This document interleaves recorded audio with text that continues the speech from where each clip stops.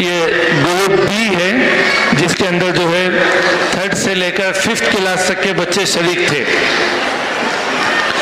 इसके लिए सबसे पहले अल्फीना जरीन, 3rd रैंक है अल्फीना जरीन, डॉटर ऑफ सैयद इम्तियाज साहब।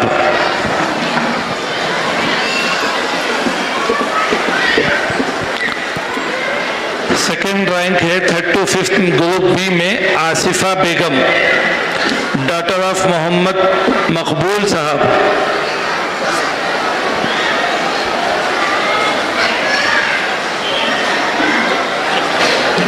फर्स्ट रैंक है, first rank 3rd to 5th group B,